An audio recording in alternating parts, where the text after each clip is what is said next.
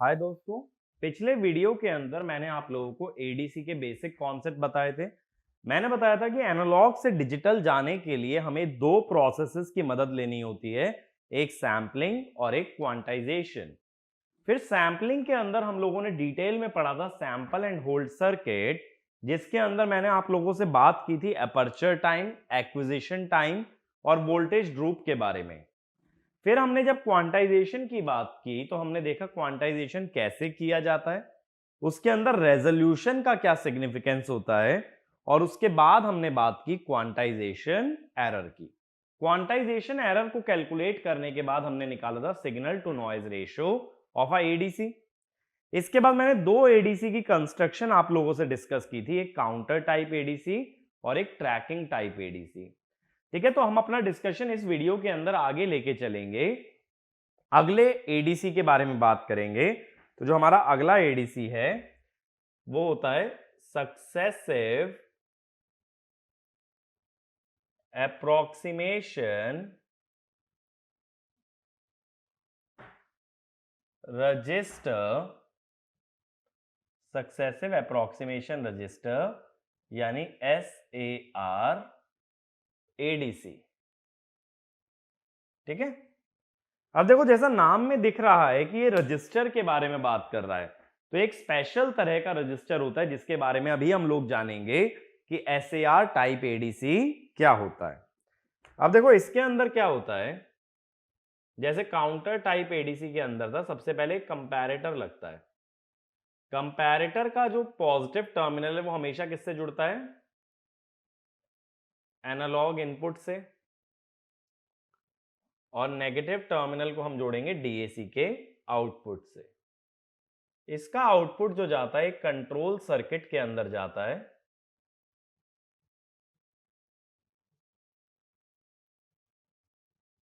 ठीक है, और इस कंट्रोल सर्किट का आउटपुट जाता है हमारा सक्सेसिव अप्रोक्सीमेशन रजिस्टर में। तो एक रजिस्टर जिसका नाम है सक्सेसिव अप्रोक्सीमेशन रजिस्टर। इस रजिस्टर में हम लोग क्लॉक भी यूज करते हैं, तो क्लॉक भी इनपुट होती है।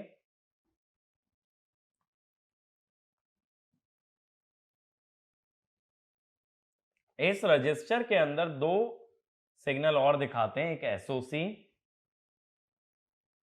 एक ईओसी। अब अगर देखो ध्यान से देखोगे तो ये जो एसओसी है ये क्या है? इनपुट है, और ईओसी क्या है? हमारा आउटपुट है। अब मान लो ये रजिस्टर अगर 4 बिट का है तो D3, D2, D1, D0 ये 4 बिट्स होंगी।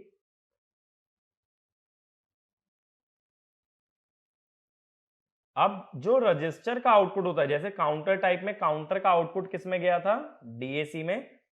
यहां पे रजिस्टर का आउटपुट जाता है एक 4 बिट डीएसी के अंदर, और डीएसी का आउटपुट जाता है हमारा कंपैरेटर के अंदर। ठीक है, तो ये डीएसी का आउटपुट जा रहा है किसमें? कंपैरेटर में। ये चारों बिट जहां हमें मिल रही हैं, तो ये 4 बिट क्या हो जाएंगे? हमारी आउटपुट। तो ये मैंने 4 आउटपुट टर्मिनल्स निकाल लिए।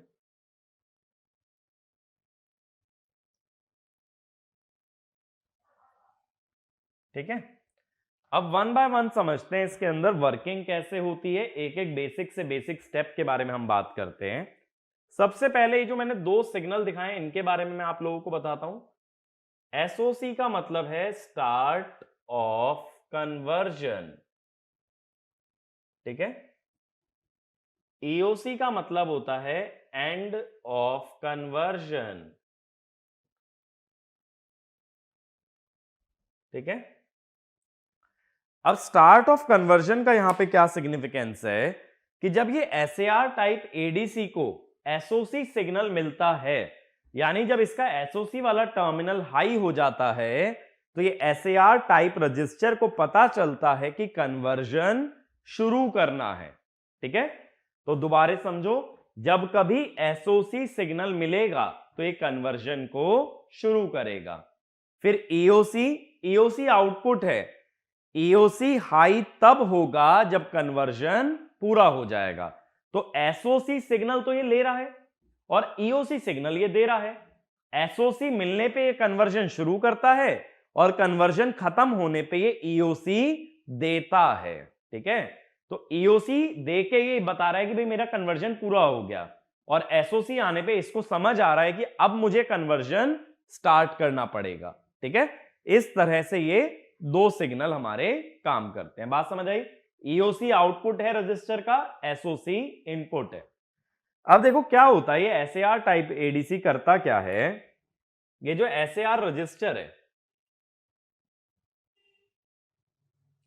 इसका काम कैसे होता है, अगर एनालॉग इनपुट रेफरेंस से ज्यादा है, रेफरेंस माने ये जो डीएसी का आउटपुट है, अगर ये रेफरेंस से ज्यादा है तो SAR will set current bit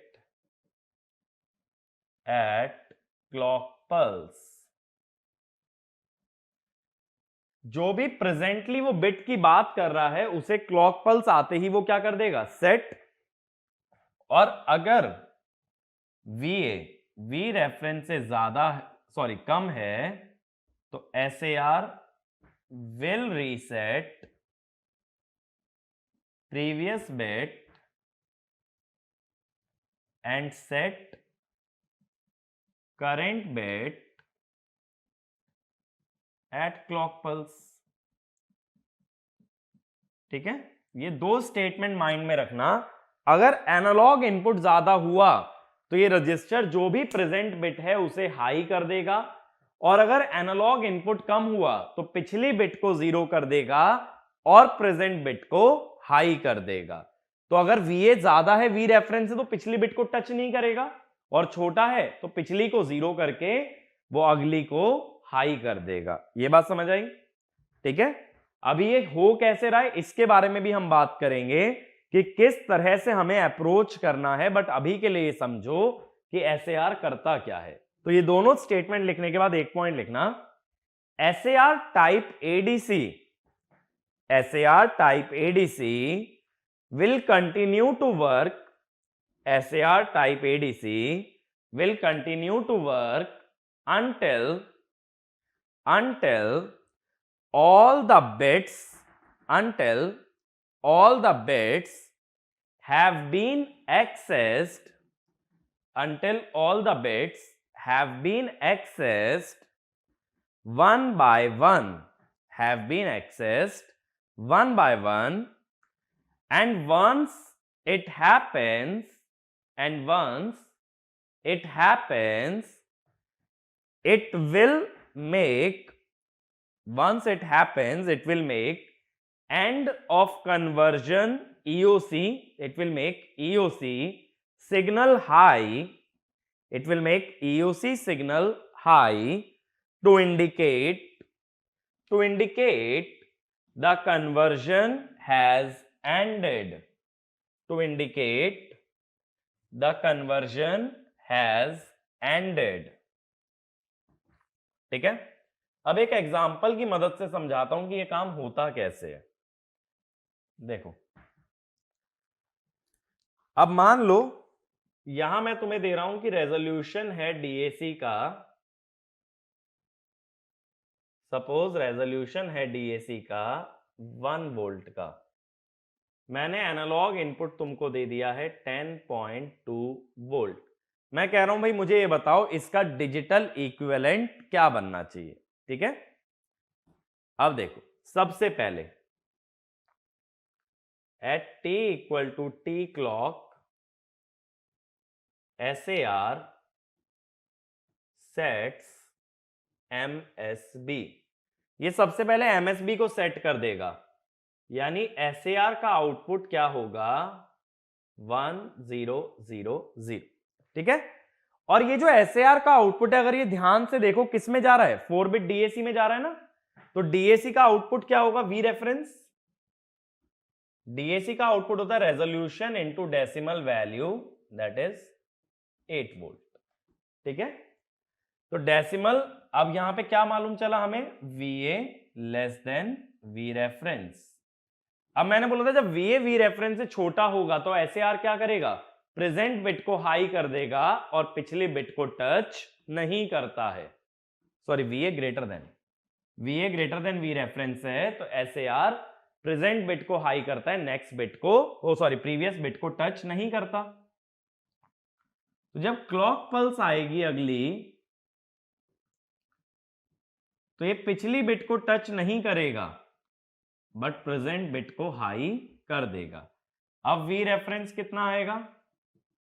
अब वी रेफरेंस आएगा 1 इंटू 12 यानी 12 वोल्ट।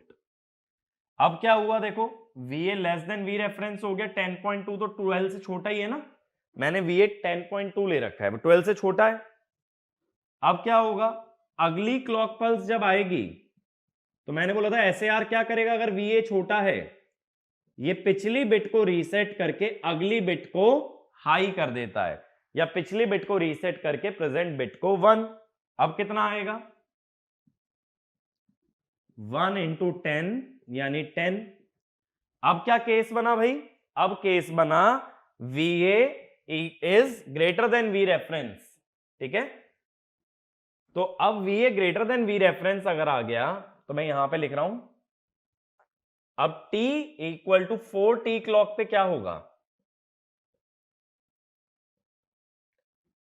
अब इसके बाद SAR क्या करेगा जब छोटा है, अब यहां VA less than V reference आ गया ना, sorry greater than V reference 10 आ रहा है, तो VA greater than V reference आ गया तो SAR क्या करेगा, प्रेजेंट बिट को हाई कर देगा 1011। तो ये हो गया हमारा फाइनल आउटपुट। कितना टाइम लगा भाई फाइनल आउटपुट आने में, 4T क्लॉक का टाइम लगा, यानी इसका जो कन्वर्जन टाइम है वो कितना है, 4T क्लॉक। 4 तो नंबर ऑफ बिट्स भी है, इसका मतलब है इसका जो कन्वर्जन टाइम है, conversion time is NT clock, और ये फिक्स्ड है। अब फिक्स क्यों है, क्योंकि देखो मैंने ये बोला था कि SAR टाइप ADC जब तक सभी बिट्स को एक्सेस ना कर ले तब तक वो रुकेगा नहीं, हर बिट को एक क्लॉक साइकिल पे ये एक्सेस करता है। इसका मतलब है n बिट्स को कितनी साइकिल में एक्सेस करेगा, n साइकिल में। तो कितना टाइम लगेगा कन्वर्जन में, n इंटू टी क्लॉक। तो इसका कन्वर्जन टाइम इनपुट पे कभी डिपेंड नहीं करता, इसका कन्वर्जन टाइम हमेशा फिक्स रहता है n इंटू टी क्लॉक। तो ये वाला पॉइंट लिख लेना, the conversion time of SAR type ADC, the conversion time of SAR type ADC is fixed. SAR type ADC is fixed. और फिर ये लिख लेना n into T clock, n into T clock, ठीक है। अब इस पे ना एक एग्जाम्पल लिखो जिससे कि और बेटर अंडरस्टैंडिंग बनेगी, क्योंकि इस पे न्यूमेरिकल पूछा जा सकता है। तो एग्जाम्पल लिखो, a 8-bit SAR type ADC, a 8-bit SAR type ADC is used to convert 3.5 volt is used to convert 3.5 volt to digital output, 3.5 volt to digital output. V reference is 5 volt, V reference is 5 volt. What will be the output of ADC? What will be the output of ADC at the end of third clock pulse, at the end of third clock pulse after the conversion is initiated, at the end of third clock pulse after the conversion is initiated. अब सभी लोग ये question एक बार try करो, ठीक है, video pause कर लो, एक बार ये क्वेश्चन ट्राई करो, फिर सॉल्यूशन देखना कि किस तरह से हम लोग इसको अटेम्प्ट करने वाले हैं। ठीक है, अब जो लोग ट्राई कर चुके हैं वो लोग सॉल्यूशन पे ध्यान दें। हमें क्या क्या इंफॉर्मेशन गिवन है कि एनालॉग इनपुट हमें बताया गया है 3.5 वोल्ट, रेफरेंस वोल्टेज बताई गई है 5 वोल्ट, और हमसे क्या बोला गया है कि ये 8 बिट एडीसी है। अब देखो, सबसे पहले क्या करो, इस एडीसी के अंदर लगा हुआ डीएसी का रेजोल्यूशन निकाल लो, रेजोल्यूशन ऑफ डीएसी। मैं कहूंगा 5/2⁸ -1। ये चीज हमने पढ़ी थी ना, डीएसी का रेजोल्यूशन डायरेक्टली कैसे निकालते हैं, जब डीएसी का नेचर ना पता हो, ना मुझे ये पता ये वेटेड रजिस्टर है या फिर R2R लैडर है, तो रेजोल्यूशन का सिंपल फंडा है 5/255 यानी 1/51। ये होगा रेजोल्यूशन ऑफ डीएसी। अब ये रेजोल्यूशन आने के बाद मैं क्या करता हूं, पहले मैं बोलता हूं टी क्लॉक। टी क्लॉक पे क्या होगा, आउटपुट MSB 1, बाकी सभी बिट्स 0। तो इसके हिसाब से V रेफरेंस कितना बनेगा, डीएसी का आउटपुट 1/51 इंटू 128। तो ये कितना हो गया, 2 पे गया 102, 260, तो 4 204 560, 560 कितने पे चला जाएगा, 5 पे। अब VA है 3.5, तो VA बड़ा है, अभी VA बड़ा है तो अगली क्लॉक साइकिल पे क्या करेंगे, सिंस VA बड़ा है कि प्रेजेंट बिट को 1 कर दो और पिछली को टच मत करो। अगर VA बड़ा है तो जस्ट अगली बिट को 1 कर देते हैं, पिछली बिट को टच नहीं करते। अब V रेफरेंस कितना हो जाएगा, 128 + 64, मैं इसकी डेसिमल वैल्यू लिख रहा हूं बस, अपॉन 51, 192/51, 51 3, 155, 155 के बाद बचा 37, 370, 3.7। ठीक है, अब ये जो है VA से बड़ा हो गया, तो 3T क्लॉक पे क्या करोगे, अगर VA छोटा रह गया तो पिछली बिट को 0 करके फिर अगली बिट को 1 किया जाएगा, तो ये आउटपुट मिलेगा तुम्हें थर्ड क्लॉक पल्स पे। ठीक है, हर क्लॉक पल्स पे एक बिट की बात होती है, MSB से शुरू करते हुए LSB की तरफ बढ़ना होता है। ठीक है, तो इसमें देखो क्वेश्चन कैसा आ सकता है, मैं ये भी पूछ सकता हूं कि फाइनल आउटपुट क्या होगा, और मैं ये भी पूछ सकता हूं कि तीसरी क्लॉक पल्स पे क्या आंसर आएगा। अगर मान लो मैं फाइनल वैल्यू पूछता कि फाइनल आंसर क्या आएगा, तो उसका तरीका क्या होता, देखो फाइनल आंसर कैसे निकालोगे,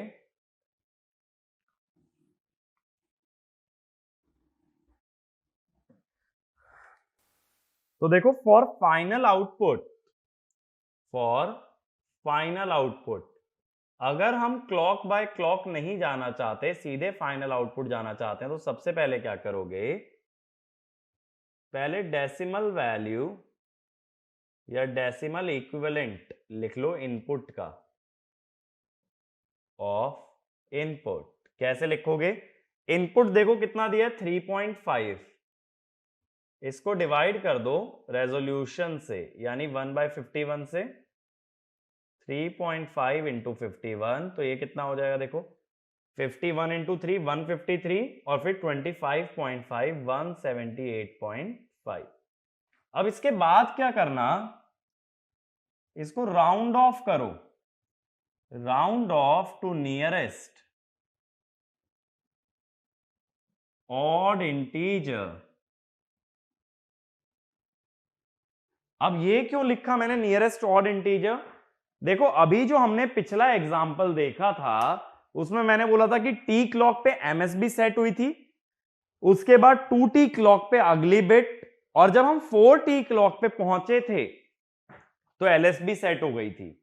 इसका मतलब यह होगा हमेशा आखिरी साइकिल में LSB सेट हो जाएगी, तो एलएसबी रीसेट तो हो ही नहीं सकती। एक चीज सोच के देखो ना, लास्ट साइकिल में अगर एलएसबी सेट हो गई है तो उसको रीसेट कब करोगे, वो कभी रीसेट नहीं हो सकती। यानी एसएआर का जो भी आंसर आएगा उसमें एलएसबी हमेशा सेट ही हो सकती है, कभी रीसेट नहीं हो सकती। तो इसीलिए एलएसबी अगर 1 है तो जो नंबर बनेगा वो हमेशा ऑड होगा। खुद सोच के देखो, एलएसबी की वेटेज होती है 1, इवन नंबर में अगर 1 जोड़ दिया जाए तो हमेशा क्या आएगा, ऑड। तो ये ध्यान रखना कि ऐसा मैं क्यों बोल रहा हूं nearest odd integer, because in output of SAR ADC LSB is always 1।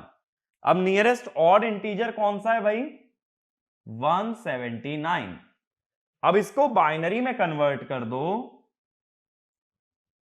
8 bit का था ना, तो कन्वर्ट टू बाइनरी कैसे करोगे, 128 प्लस 32 यानी कि 160, 160 और 16 176 और 3 तो 179।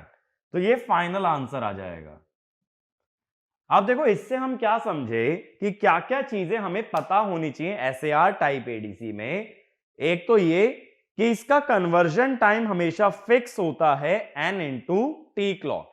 जब हमने काउंटर टाइप एडीसी पढ़ा था तो हमने देखा था कि conversion time is proportional to the analogue input, लेकिन यहां कांस्टेंट होता है n इंटू टी क्लॉक। दूसरी बात, हर साइकिल में जब 1 बिट को एक्सेस कर रहे हो तो लास्ट साइकिल में एलएसबी को हाई करोगे तो आउटपुट ऑफ एसएआर, चाहे तो इन्हें पॉइंट्स बना के भी लिख लेना, in output of SAR LSB is always high. ठीक है, in output of SAR LSB is always high, so decimal value is always odd. So decimal value is always odd. इसके अलावा हमें पूरा प्रोसेस आना चाहिए कि अगर मैं 3 क्लॉक साइकिल पे या 4 क्लॉक साइकिल पे वैल्यू पूछ लूं तो स्टेप बाय स्टेप कैसे जाना है, वो चीज हमें पता होनी चाहिए। ठीक है, इसके अलावा कि सीधा अगर फाइनल आंसर निकालने के लिए कह दे, वो पूछ ले भाई ये बताओ इस नंबर को अगर एसएआर एडीसी से बाइनरी में लाते हैं तो आंसर क्या होगा, तब ये प्रोसेस फॉलो करना है। ठीक है, 3-4 चीजें मैंने याद रखने के लिए बोला है। एक तो कन्वर्जन टाइम, दूसरा कैसे step by step clock cycle के साथ चलते हैं, तीसरा फाइनल आंसर कैसे निकालते हैं डायरेक्टली यूजिंग रेजोल्यूशन। ठीक है, अगर ये 3 बातें पता हैं तो एसएआर एडीसी पे बेस्ड हर क्वेश्चन आप सॉल्व कर सकते हो, आपको कहीं पे भी दिक्कत नहीं आएगी। ठीक है, और गेट पॉइंट ऑफ व्यू से ये वाला टॉपिक इंपॉर्टेंट है क्योंकि एडीसी में न्यूमेरिकल्स बहुत कम बनते हैं, बट एसएआर एक ऐसा एडीसी है जिसपे कि न्यूमेरिकल फ्रेम करना रिलेटिवली आसान है और इसका क्वेश्चन भी टिपिकल नहीं होता है। मेरे हिसाब से इसका क्वेश्चन आप काफी इजीली कर सकते हो। ठीक है, तो ये तो बात हुई हमारी एसएआर एडीसी के बारे में। तो अब नेक्स्ट एडीसी पे चलते हैं। नेक्स्ट एडीसी होता है हमारा फ्लैश टाइप एडीसी। अगले एडीसी पे चलते हैं। अगला एडीसी होता है हमारा फ्लैश टाइप एडीसी। अब देखो ये अकेला एक ऐसा एडीसी है जिसमें कि कहीं भी डीएसी का यूज नहीं होता, और दूसरी बात ये फास्टेस्ट एडीसी है, यानी इसमें कन्वर्जन टाइम सबसे कम लगता है। तो ये दोनों पॉइंट्स को नोट डाउन कर लेना। This ADC does not require, this ADC does not require any DAC, any DAC. दूसरा point, it is the fastest ADC, it is the fastest ADC। अब देखना बनता कैसे है, थोड़ा इसका डायग्राम बड़ा होता है। अगर मैं इस तरह से एक पोटेंशियल डिवाइडर नेटवर्क बना दूं,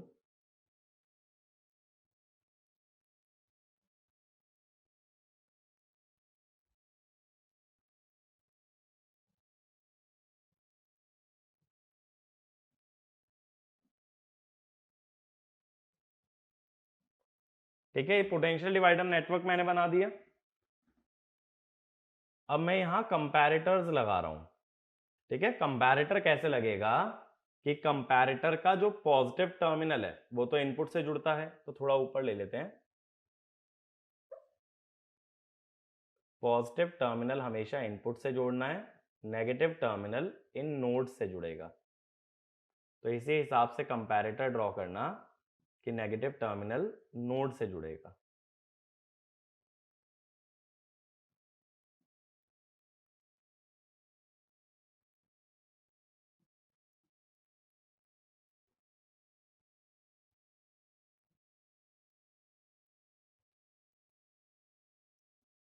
ठीक है, तो ये हम कंपैरेटर बना रहे हैं। ये मैंने 7 कंपैरेटर बना लिए। ठीक है, ये 7 कंपैरेटर बन गए। अब पॉजिटिव टर्मिनल सबका किससे जोड़ना है? ऐसे मैं एक वायर ले जा रहा हूं, ये है VA, सबका पॉजिटिव टर्मिनल इस एनालॉग इनपुट से जुड़ गया। ठीक है, कंपैरेटर मैं ऑलरेडी एक्सप्लेन कर चुका हूं पिछले वीडियो के अंदर, तो कंपैरेटर के बारे में हम बात नहीं करेंगे। तो अब तुम्हें ये अंडरस्टूड होना चाहिए कि कंपैरेटर के पॉजिटिव टर्मिनल पे वोल्टेज अगर ज्यादा है तो आउटपुट आता है लॉजिक 1, और अगर नेगेटिव पे ज्यादा है तो आता है लॉजिक 0। अब हमें यहां 7 आउटपुट मिलेंगे कंपैरेटर से। ये 7 आउटपुट को मैं एक प्रायोरिटी एनकोडर के अंदर भेजता हूं।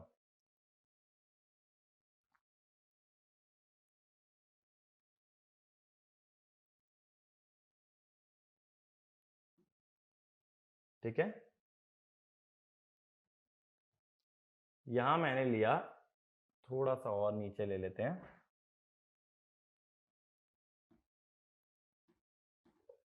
8:3 प्रायोरिटी एनकोडर।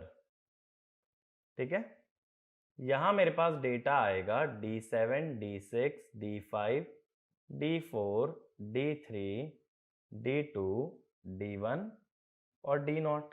D0 को मैंने परमानेंटली कर दिया 1। ठीक है, अब इसके मेरे पास आउटपुट आएंगे Y2, Y1, Y0। 8:3 है ना। ये 3 आउटपुट जो हैं ये एक पीपो रजिस्टर में चले जाएंगे। पीपो रजिस्टर माने पैरेलल इन पैरेलल आउट।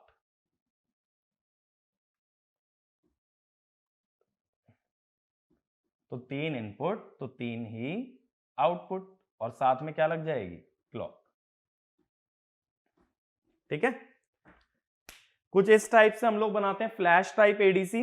अब इसमें देखो जो पहले सर्किट है उसमें कंपैरेटर्स लगे यानी ओपैम्प लगे हैं, और क्या लगा? एक प्रायोरिटी एनकोडर, और आगे लगा है एक पीपो रजिस्टर। तो जो इतना हिस्सा है इसमें कुछ भी सीक्वेंशियल सर्किट तो नहीं है। ये वाला सर्किट किससे बना है? This is made from combinational circuit.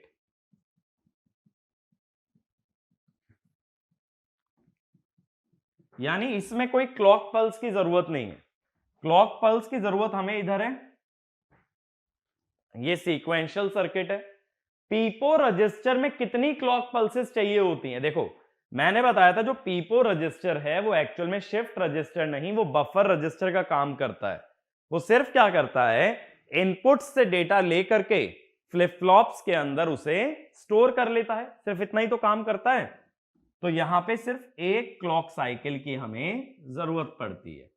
तो देखो कॉम्बिनेशनल सर्किट में तो क्लॉक साइकिल चाहिए नहीं, सीक्वेंशियल में कितनी रिक्वायरमेंट है? एक क्लॉक साइकिल। इसीलिए हम यहां बोल देते हैं कि कन्वर्जन टाइम सबसे कम होता है जो कि है सिंपली टी क्लॉक। जैसे एसएआर टाइप एडीसी में कितना आ रहा था? उसमें आ रहा था n इंटू टी क्लॉक आ रहा था ना। n क्या था? Number of bits.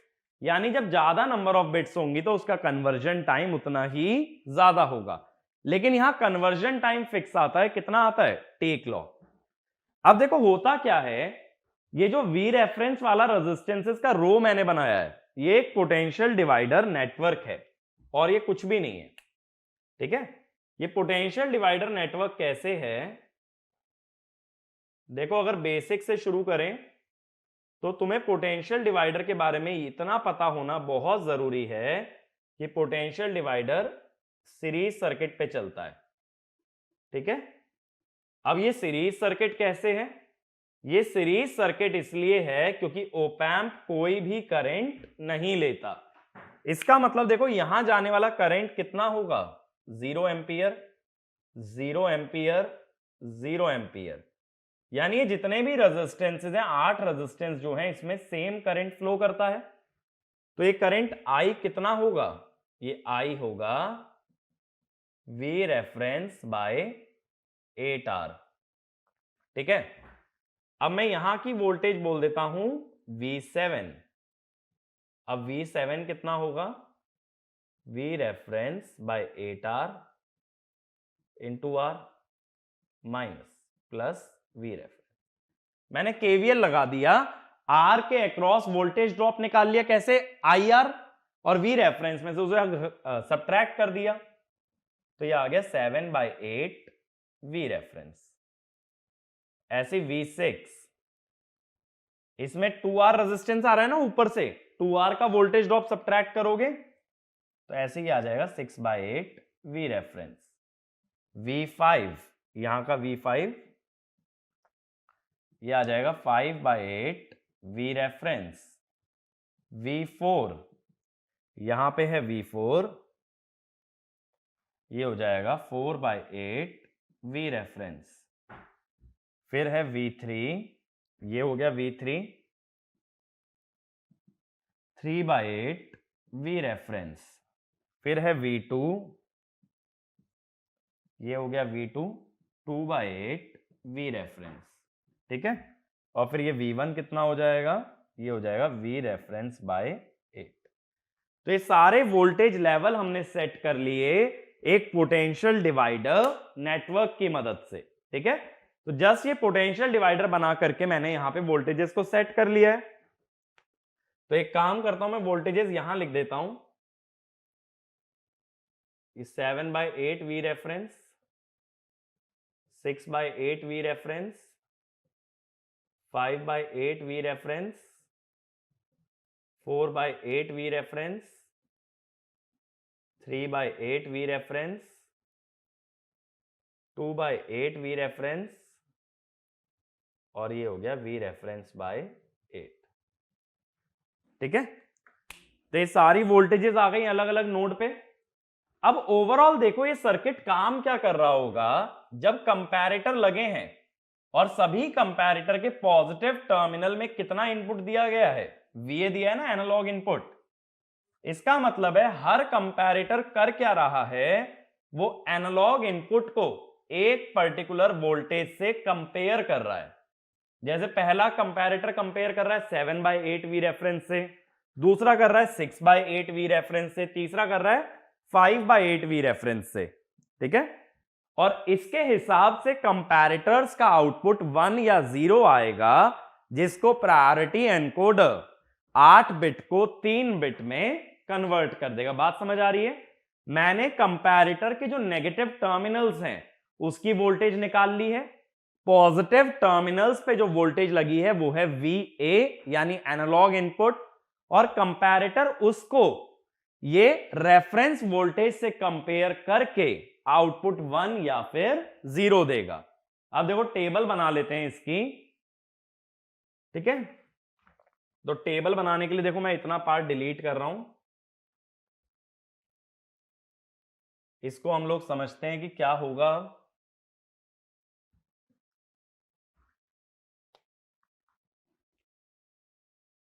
पहले मैं VA की बात करता हूं, VA किस रेंज में लाई कर रहा है, और इसके हिसाब से 8 डेटा इनपुट क्या आएंगे? D7, D6, D5, D4, D3, D2, D1, D0, ठीक है।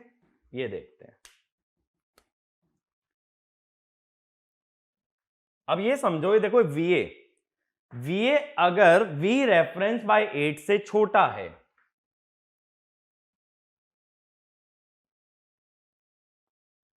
अब अगर VA यानी जो पॉजिटिव टर्मिनल की वोल्टेज है वो नेगेटिव से छोटी है, तो नेगेटिव वाली बड़ी होने के कारण यहां पे आउटपुट क्या आएगा?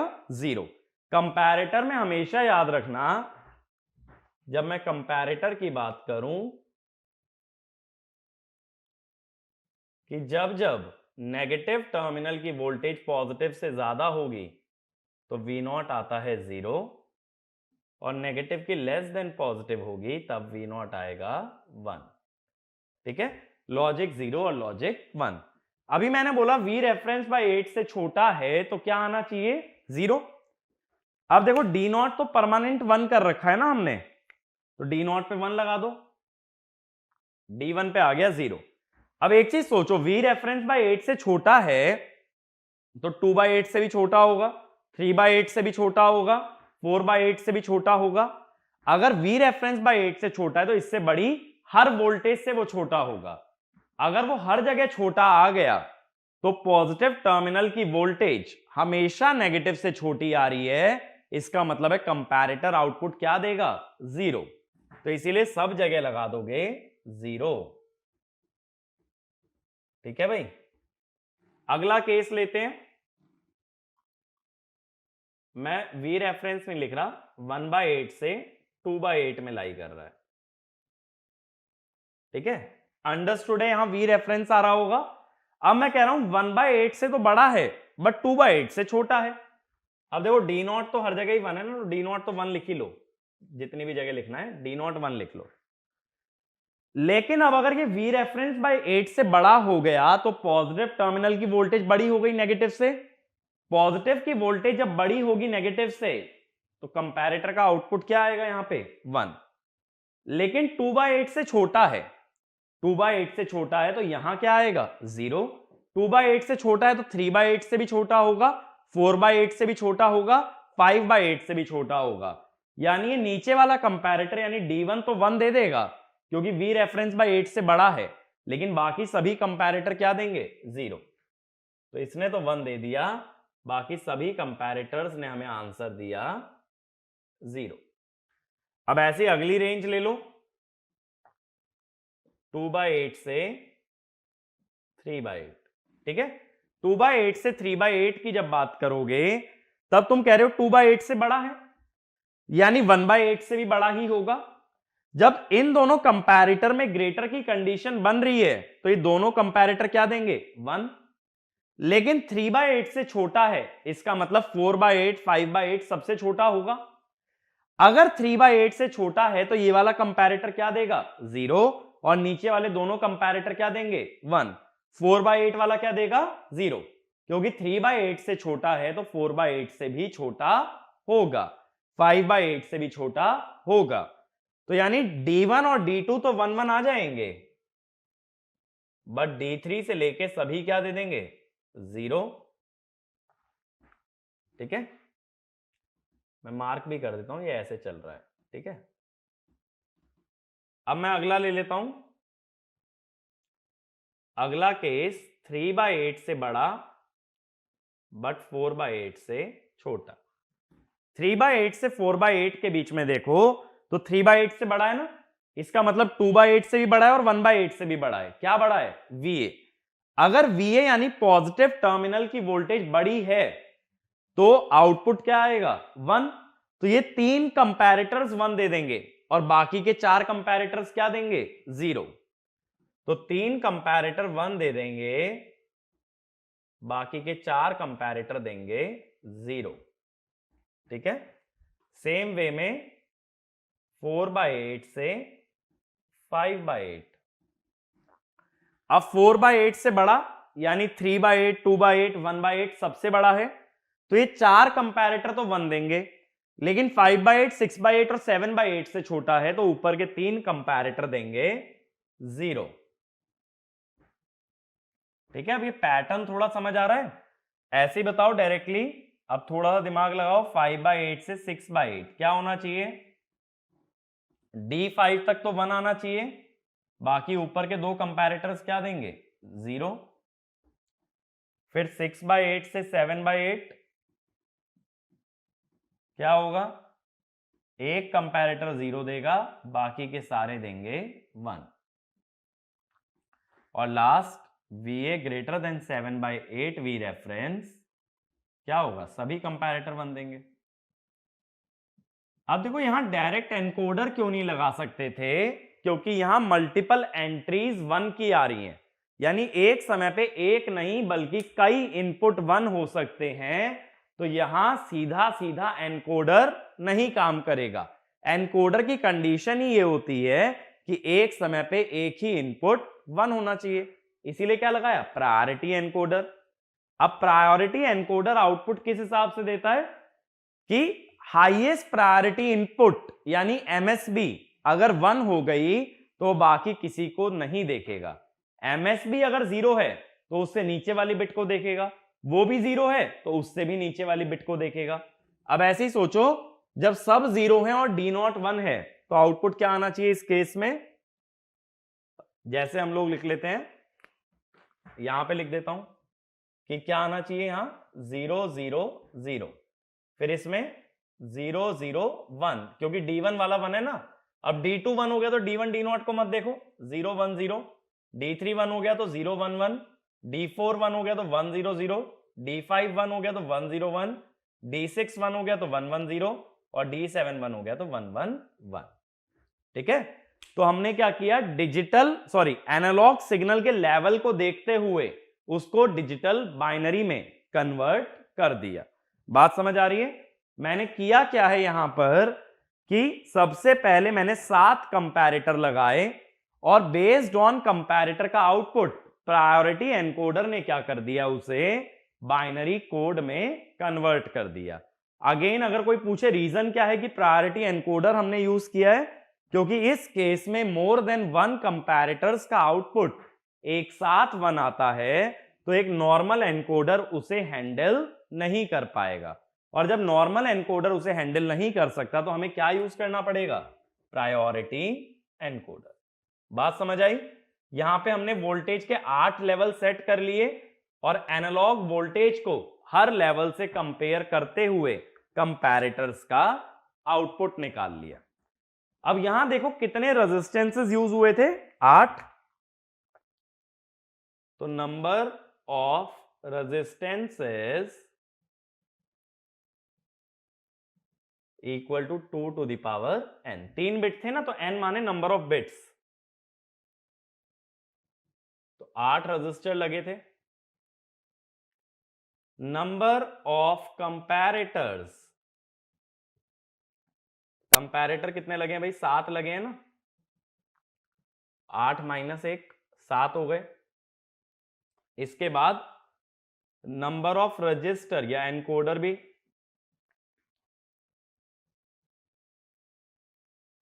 ये 1 है और इसका ऑर्डर क्या है,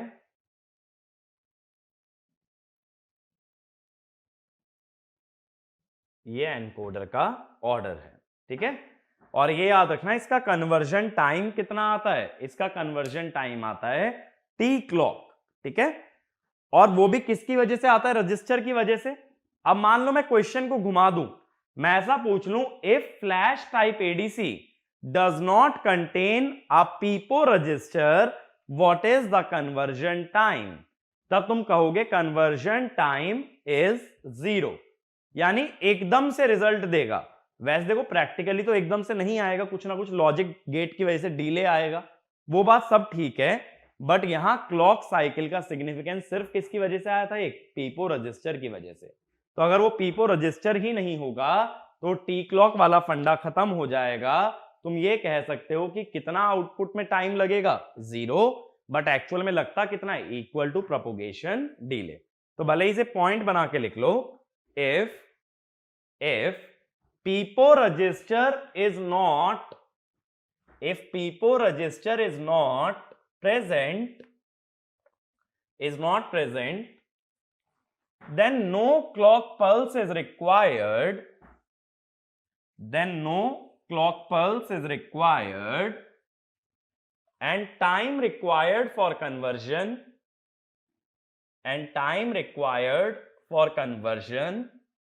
is propagation delay. Time required for conversion is propagation delay which is almost 0, is propagation delay which is almost 0। ठीक है भाई, इतनी बात क्लियर है? तो अब हम आगे बढ़ते हैं और आखिरी एडीसी पे चलते हैं। तो आखिरी एडीसी का नाम लिखो, dual slope type ADC, dual slope या dual slope integrating type ADC.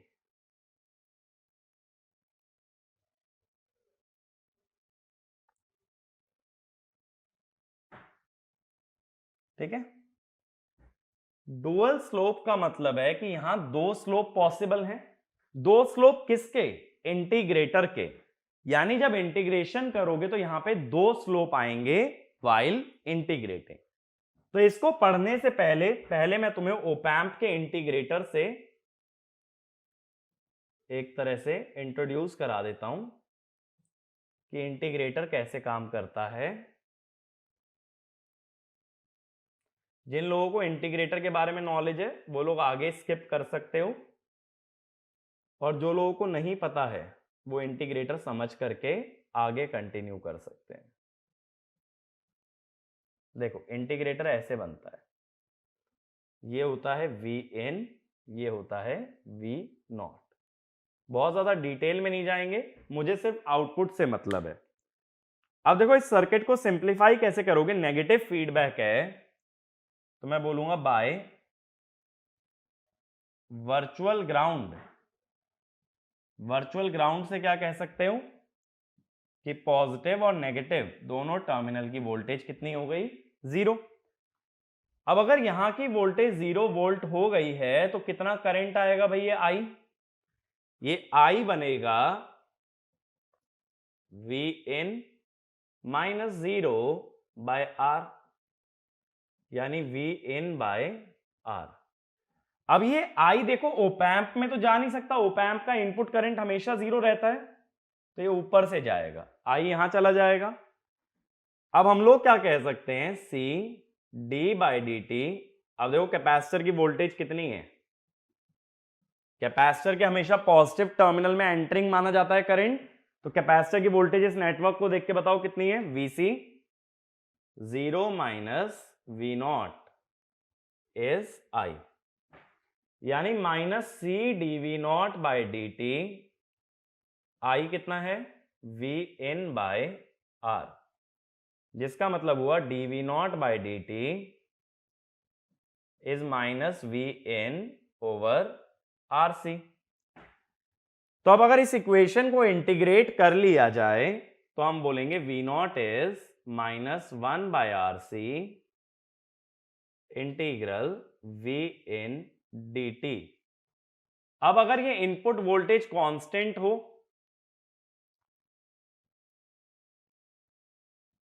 यानी ये टाइम पे डिपेंडेंट ना हो, अगर ये टाइम पे डिपेंडेंट नहीं है तो इनपुट वोल्टेज को इंटीग्रेशन के बाहर ला सकते हो और 1 का इंटीग्रेशन हो जाएगा t।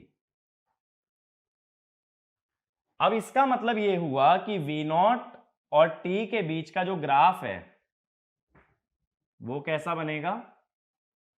कुछ इस टाइप से बनेगा, v0 वर्सेस t।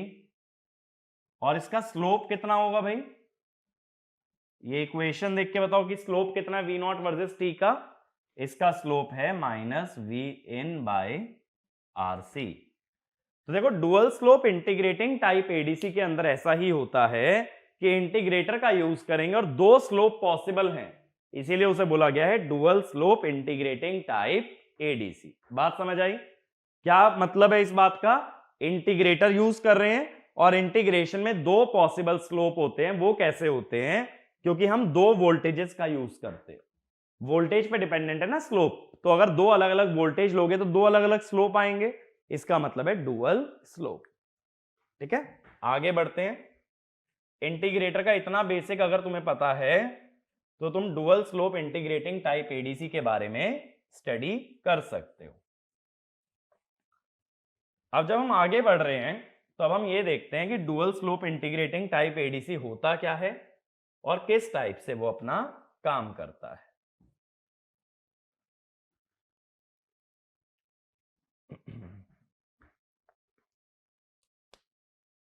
देखो इसके अंदर भी जैसे हमारे बाकी के एडीसी थे एक काउंटर लगाते हैं हम, 4 बिट अप काउंटर, ठीक है। 4 बिट हैं इसके आउटपुट में, B3 B2 B1 B0।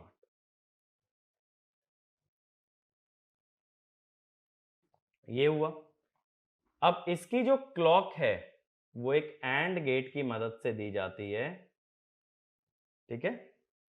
यहां से क्लॉक आती है, यहां पे क्या होती है, क्लॉक सिग्नल, ठीक है, जैसे हमने काउंटर टाइप एडीसी में दिया था। अब यहां एक कंपैरेटर लगता है जिसका पॉजिटिव टर्मिनल ग्राउंडेड रहता है और नेगेटिव टर्मिनल में इनपुट लगता है। अब नेगेटिव टर्मिनल में क्या इनपुट लगता है, वो लगता है इंटीग्रेटर का आउटपुट। ये हमारा इंटीग्रेटर आ जाएगा ना यहां पे, देखो इंटीग्रेटर का भी positive terminal grounded R C, ये बन गया। अब इंटीग्रेटर का इनपुट किससे लेते हैं, इंटीग्रेटर का इनपुट लिया जाता है एक मल्टीप्लेक्सर से, ठीक है। मैंने मल्टीप्लेक्सर थोड़ा सा उल्टा बनाया है इस टाइप से, ये दे रहा है। अब I0 में होता है VA, I1 में होता है माइनस V रेफरेंस, ठीक है। ये 2:1 मक्स है, तो यहां एक सिलेक्ट लाइन होगी, ठीक है।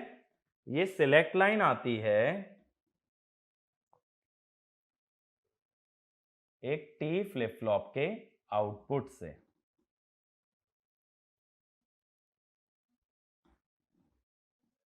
जिसका कि टॉगल इनपुट रखा जाता है 1 और क्लॉक की जगह दिया जाता है इसे B3, ठीक है। तो ये पूरा सर्किट बनता है हमारा for the case of dual slope integrating type ADC. और चाहो तो यहां पे इन्हें एक्सटेंड करके भी दिखा सकते हो इस टाइप से कि ये हमारे 4 बिट हम आउटपुट पे ले लेते हैं, तो ये क्या बन जाएगा हमारा डिजिटल आउटपुट, ठीक है। तो अब धीरे धीरे इस सर्किट को समझने की कोशिश करते हैं। सबसे पहले ये जो सर्किट है, इतना सर्किट इसके अंदर इंटीग्रेटर है, ठीक है। इस मल्टीप्लेक्सर की मदद से इस इंटीग्रेटर में 2 वोल्टेजेस इनपुट दी जा सकती हैं, एक तो VA और एक माइनस V रेफरेंस।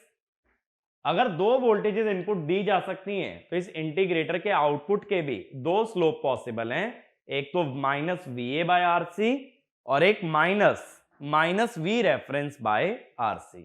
इसीलिए इसको क्या बोला जाता है, डुअल स्लोप, ठीक है। तो डुअल स्लोप इंटीग्रेटिंग टाइप का मतलब देयर आर 2 स्लोप पॉसिबल। अब वर्किंग समझते हैं, ठीक है। वर्किंग पे थोड़ा ध्यान देना, किस तरह से वर्किंग है। क्वेश्चन तो फाइनली फॉर्मूला बेस्ड भी आ सकता है, बट वर्किंग समझने की कोशिश करो। देखो सबसे पहले क्या होगा, initially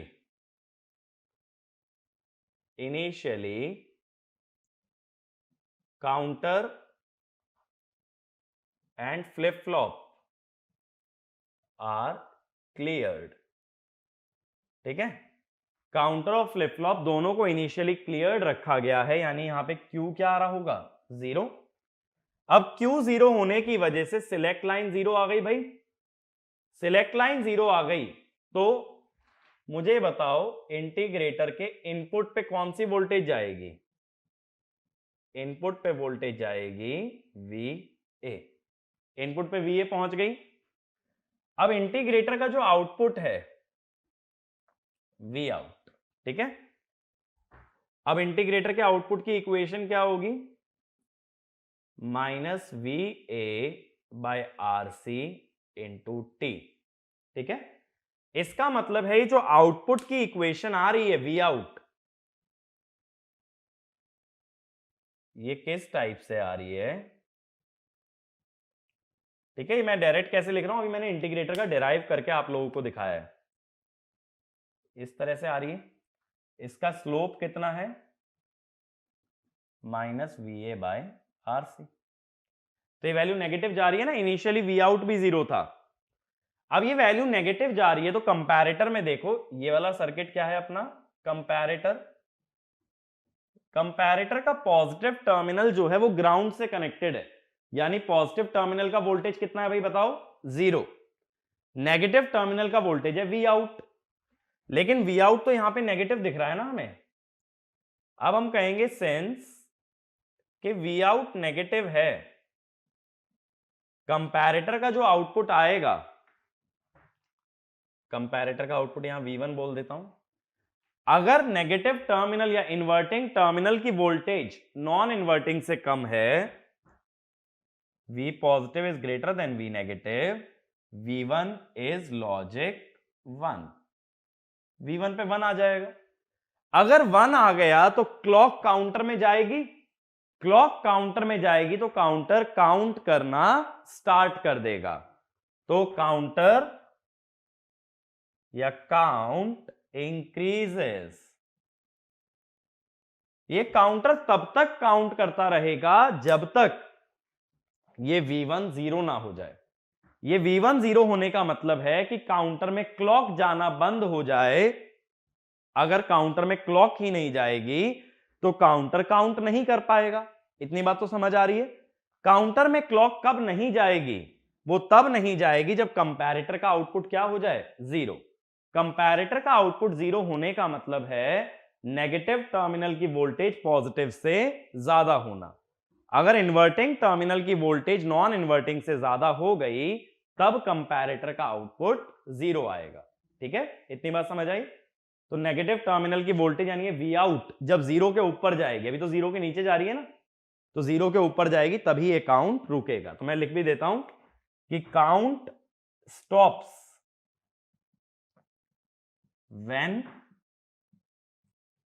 we out tends to 0 plus. V out जब 0 से ऊपर हो जाएगा तभी क्लॉक जाना रुकेगी और तभी काउंट हमारा रुकेगा। ठीक है, काउंटर काउंट करना स्टार्ट कर देगा। 4 बिट का मैंने काउंटर दिखाया, काउंट करेगा भाई, 0 0 0 0 से शुरू होगा, फिर 0 0 0 1 0 0 1 0 ऐसे चलता जाएगा।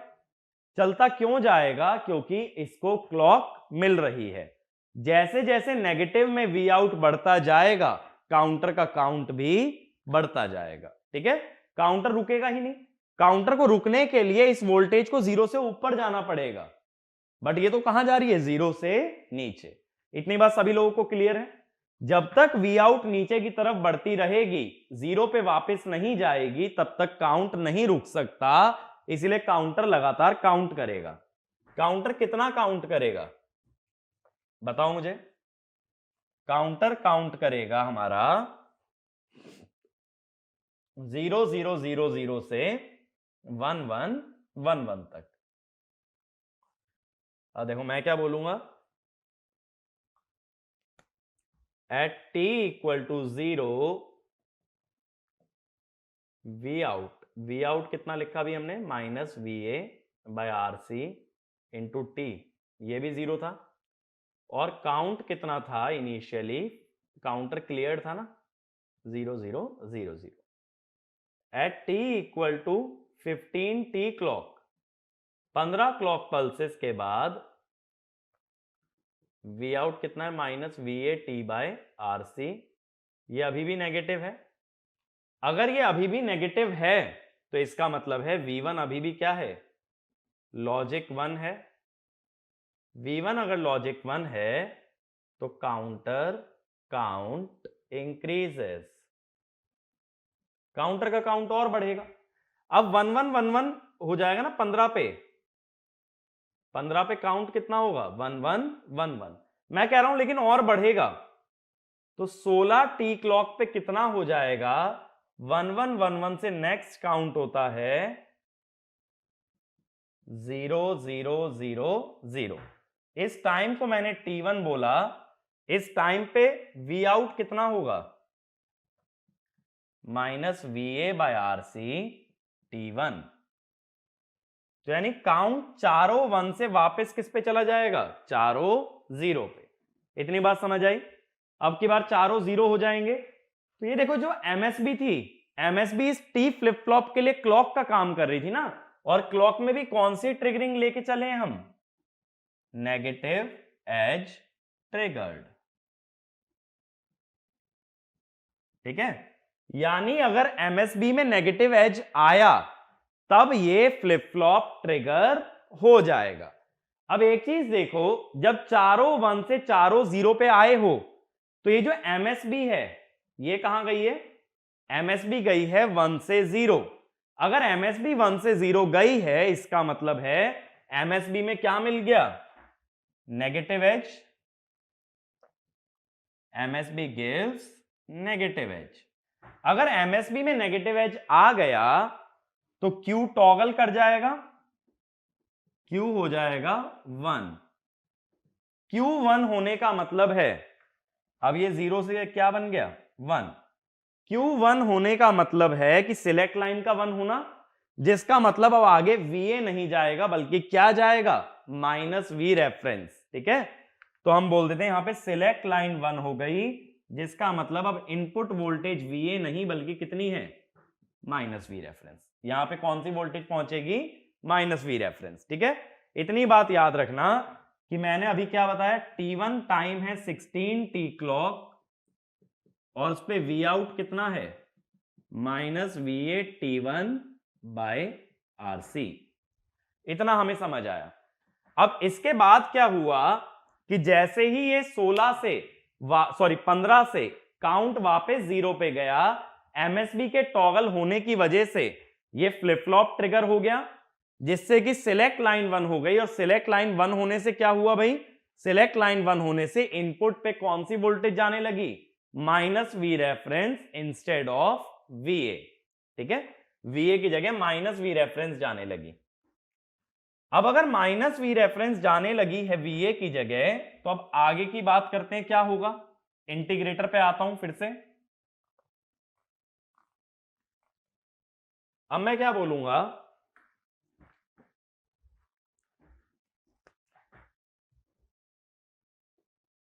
T1 टाइम के आगे क्या होगा? T1 टाइम के आगे इनपुट वोल्टेज किसके बराबर है? Minus V reference. लेकिन देखो इंटीग्रेशन का जो आउटपुट आएगा वो ऐसा होगा, 0 से T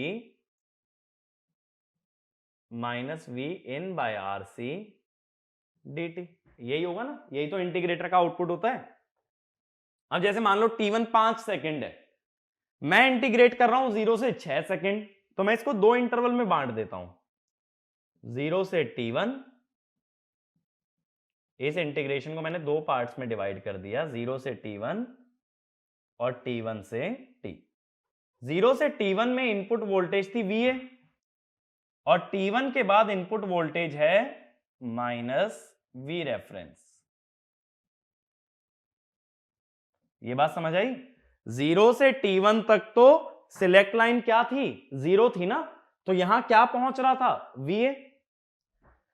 अब ये इंटीग्रेशन बना minus VA T1 by RC plus V reference by RC into T।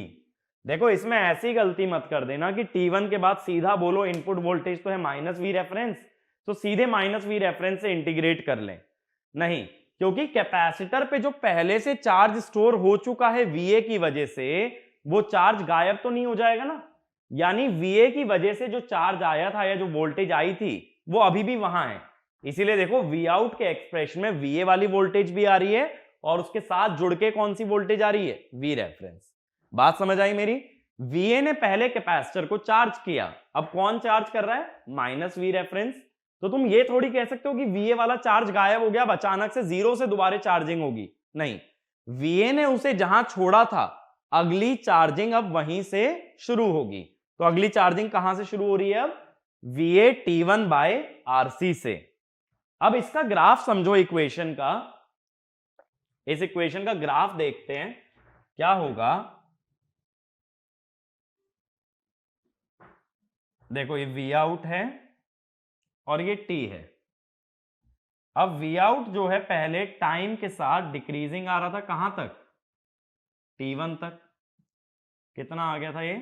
Minus V A T1 by RC।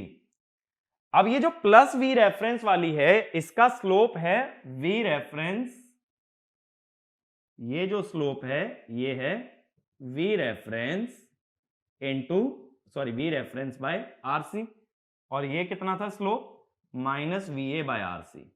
इसीलिए मैंने डुअल स्लोप बोला था क्योंकि दो स्लोप हैं, एक नेगेटिव और एक पॉजिटिव। अब मैं कहता हूं ये वाला टाइम है t2, ये t2 पे किसे टच कर गया, जीरो को, क्योंकि अब देखो ना टाइम के साथ ये बढ़ना शुरू हो चुका है। टाइम के साथ अगर ये बढ़ना शुरू हो चुका है तो किस तरफ जा रहा है, जीरो। और मैंने अभी क्या बताया था, अगर ये वी आउट जीरो से ऊपर निकल गया, हल्का सा भी जीरो के ऊपर निकल गया, तो काउंटर का काउंट स्टॉप हो जाएगा। तो माइनस वी रेफरेंस आने की वजह से क्या हुआ, वी आउट जो पहले लगातार घट रहा था अब वो बढ़ना स्टार्ट हो गया। बढ़ते बढ़ते अगर वो जीरो को क्रॉस करेगा तो वहीं पे काउंट रुक जाएगा, क्योंकि क्लॉक काउंटर के अंदर जाएगी नहीं। क्लॉक काउंटर के अंदर अगर जाएगी ही नहीं तो काउंट आगे इंक्रीज नहीं हो सकता। ये बात मेरी समझ आ रही है? तो इस इतना लिखने के बाद ना ये स्टेटमेंट लिख लेना, V out starts to increase, V out starts to increase due to minus V reference, V out starts to increase due to minus V reference, and when it tries to cross, and when it tries to cross, it tries to cross 0, 0, the output of comparator becomes low, 0, the output of comparator becomes low, and clock does not enter the counter, and clock does not enter the counter, so the count stops, so the count stops।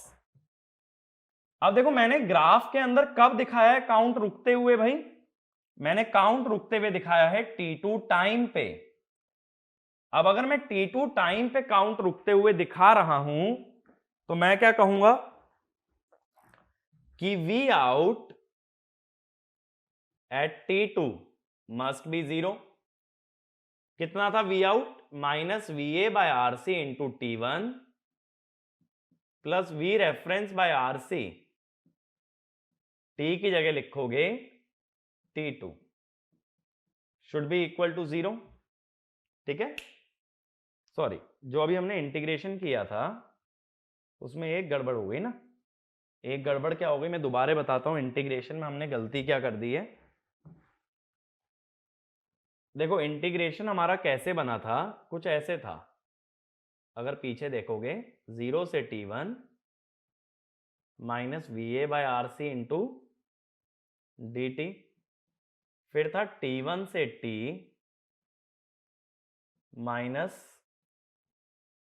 Minus V reference by R C into D T.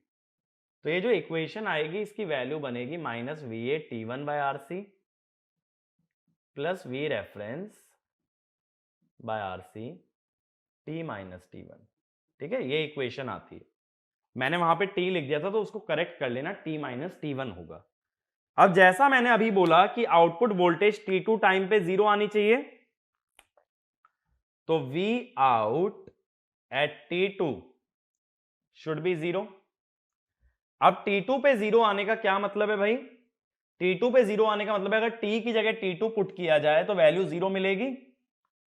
T की जगह T2 put करने का मतलब minus V A by R C T1 plus V reference by R C T2 minus T1। यहां से हम क्या कर सकते हैं, ये T2 माइनस T1 आ जाएगा ना, T2 माइनस T1 क्या होगा, T1 into V A by V reference, ये हो जाएगा। तो टोटल टाइम T2 कितना होगा, T1 को राइट हैंड साइड ले जाओ, 1 plus V A by V reference. अब देखो T1 कितना था, 16 टी क्लॉक था ना अपना, T1 16 टी क्लॉक था, तो मैं ऐसे लिख दूं T2 इज T1 यानी 2 to the power n T clock 1 plus V A by V reference.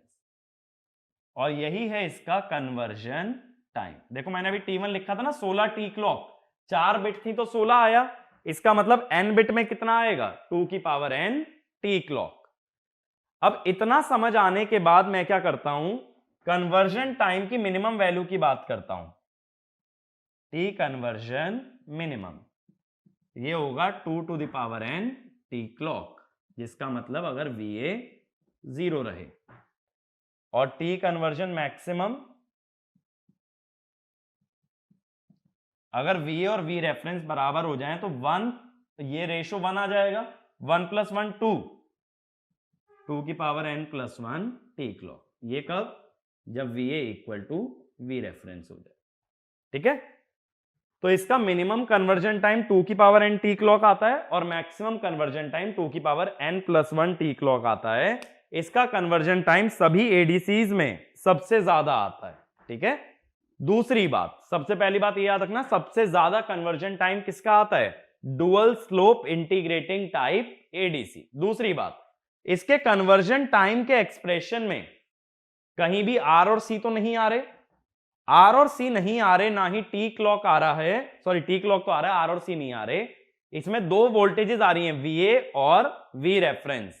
तो इसमें क्या हुआ कि इसका जो कन्वर्जन टाइम है वो सिर्फ किस पे डिपेंडेंट है, वीए और वी रेफरेंस पे, इसीलिए it is one of the most accurate ADC. तो ये बात ध्यान रखना, तो इसमें वाला पॉइंट लिख भी सकते हो, dual slope integrating type ADC, dual slope integrating type ADC is most accurate ADC, is most accurate ADC, and its conversion time depends on, its conversion time depends on analog input, depends on analog input as well as reference voltage, on analog input as well as reference voltage। ये बात clear हुई? ठीक है, इतना समझ आया ना सब लोग को? अब मान लो VA अगर V रेफरेंस से बड़ा होता,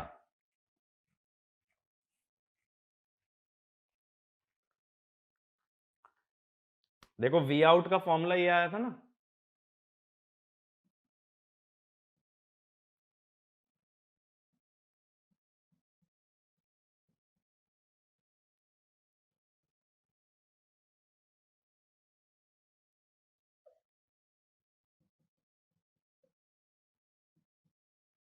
अब मैं कह रहा हूं कि अगर V आउट को 0 रख रहे हो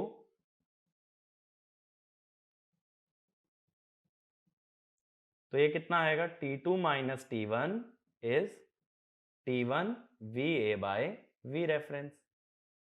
अगर ये VA बड़ा है V रेफरेंस से तब क्या होगा, T2 - T1 is greater than T1।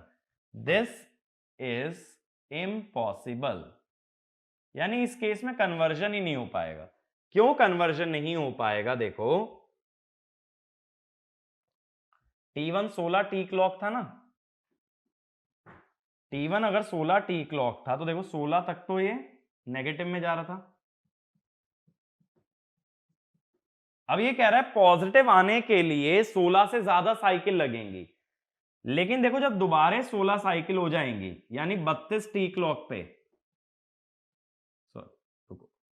16 से ज्यादा साइकिल लगेंगी ना जीरो आने पे, तो 32 टी क्लॉक पे क्या होगा, जैसे मैंने बताया था 16वीं साइकिल पे ये आउटपुट कहां गया था, 1111 से 0000 पे।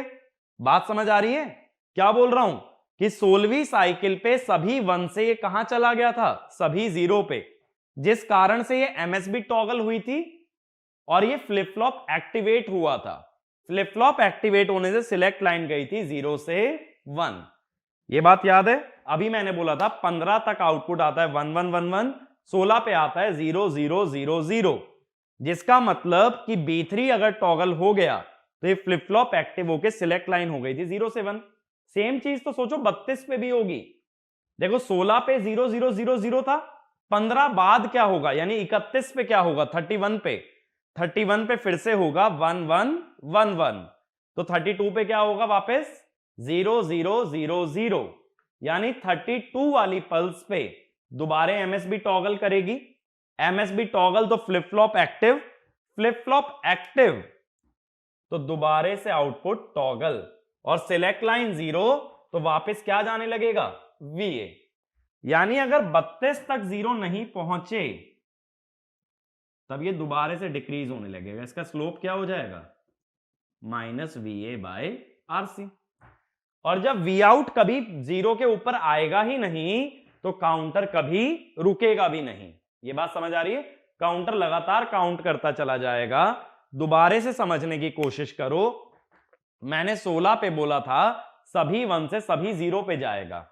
B3 टॉगल हुआ था, फ्लिप फ्लॉप एक्टिव हुआ था, सिलेक्ट लाइन हो गई थी 0 से 1, जिस वजह से VA की जगह जाने लगा था -V रेफरेंस। 32 पे भी सेम चीज होगी, B3 दोबारे टॉगल करेगा जिस वजह से ये फ्लिप फ्लॉप एक्टिव होगा, सिलेक्ट लाइन फिर से चेंज होगी और फिर से क्या जाने लगेगा VA। अगर VA जाने लगा दोबारे से कर्व डिक्रीजिंग आ जाएगा।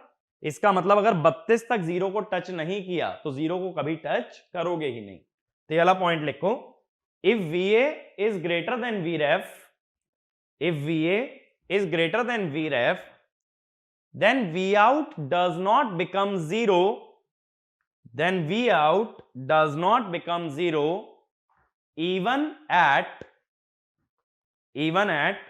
2 to the power n plus 1 t clock, even at 2 to the power n plus 1 t clock.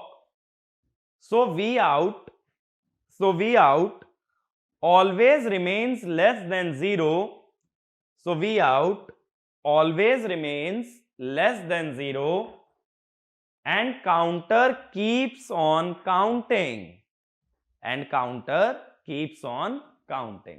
ठीक है, तो अगर ये 0 को क्रॉस कर जाता तब काउंटर का काउंट रुकता। इसीलिए इसमें कंडीशन क्या हो गई, necessary condition, that VA should be less than VREF। ठीक है, तो ये नेसेसरी कंडीशन है, VA should be less than VREF। तो ये भी लिख लेना, for successful conversion VA must be less than VREF। For successful conversion VA must be less than VREF। ये बात समझ आई? डुअल स्लोप क्लियर है किस तरह से काम करता है? तो इसमें क्या क्या बातें याद रखनी है, इसमें बस इसका कन्वर्जन टाइम तुम्हें याद रखना है। कितना आया 2 to the power n t clock multiplied by 1 plus VA by V reference। ठीक है, अब देखो मैं कन्वर्जन टाइम्स को लिख दे रहा हूं। काउंटर टाइप में कितना आया था, इसमें था conversion time proportional to VA और T मैक्स कितना था 2 to the power n minus 1 t clock और T min t clock। SAR conversion time fix होता है n t clock। फ्लैश इसका भी कन्वर्जन टाइम फिक्स है t clock, फास्टेस्ट है, लेकिन इसकी हार्डवेयर रिक्वायरमेंट काफी ज्यादा थी। जैसा हमने देखा था रजिस्टर्स भी लगते हैं, कंपैरेटर्स भी लगते हैं, तो इसमें हार्डवेयर मैक्सिमम है। डुअल स्लोप इसमें टाइम है 2 to the power n t clock 1 plus VA by VREF, तो T मैक्स है 2 to the power n plus 1 t clock और T min है 2 to the power n t clock। ठीक है, अब देखो डुअल स्लोप में ये बात हमेशा याद रखना, ये मोस्ट एक्यूरेट टाइप ADC होता है, इसे नॉइज से ज्यादा फर्क नहीं पड़ता। और फ्लैश टाइप फास्टेस्ट होता है बट उसके अंदर हार्डवेयर रिक्वायरमेंट भी मैक्सिमम है।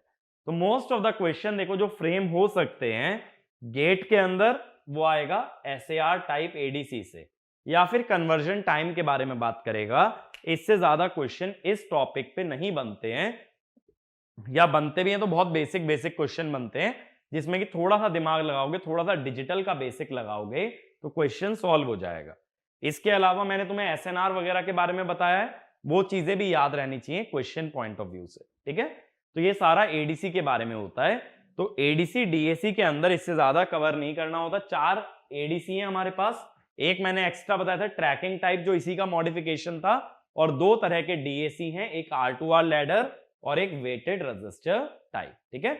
इतना तैयार होना चाहिए गेट पॉइंट ऑफ व्यू से डेटा कन्वर्टर्स के अंदर। तो डेटा कन्वर्टर्स के अंदर इतना ही। Thank you.